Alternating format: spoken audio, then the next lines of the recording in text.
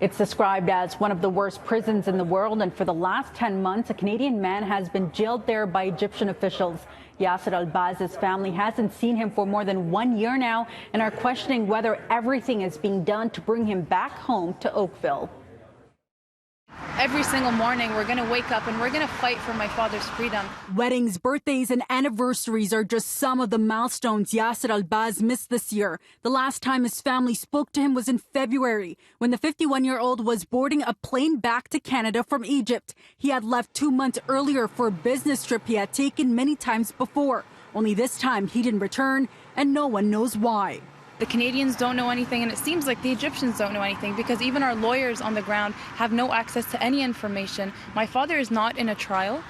He has not been charged with anything. He has not been accused with anything. Since earlier this year, he's been inside Tora prison, a jail that's been flagged for its human rights violations and abuses towards inmates, notorious for detaining political prisoners. But Yasser's family says their father, who owns a business in Oakville and is well known in the GTA, is far from political.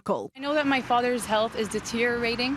He has been suffering from several health concerns. My uncle is able to visit him occasionally.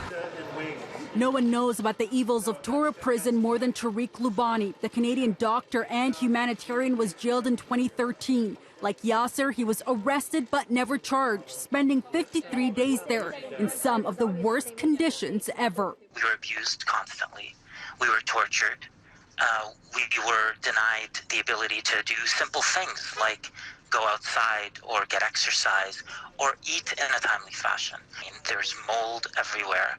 There are literally thousands of cockroaches. Lubani, along with human rights groups around the world, have called on the Canadian government and especially Justin Trudeau to apply more pressure on the Egyptian government.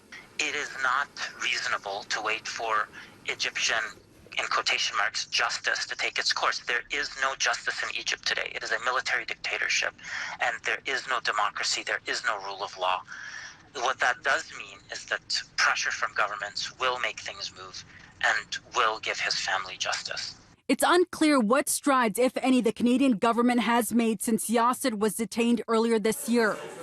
We asked for an update from the new Minister of Foreign Affairs, François-Philippe Champagne, about the nature of Yasser's detention and what steps Global Affairs has taken. The press secretary said the minister met with Egyptian counterparts during a recent trip to Aswan and, quote, raised the case directly with him. We will continue to raise it at the highest levels of the Egyptian government, and consular officials will remain in regular contact with local authorities. That same minister continues to come back empty-handed to our officials, even though they know this is a top issue for Canada and Egypt.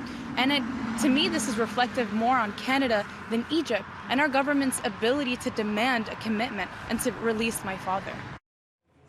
In addition to Lubani, Amnesty International has been vocal in calling on Egyptian authorities to release Yasser and, quote, many other Egyptians who are detained without charge.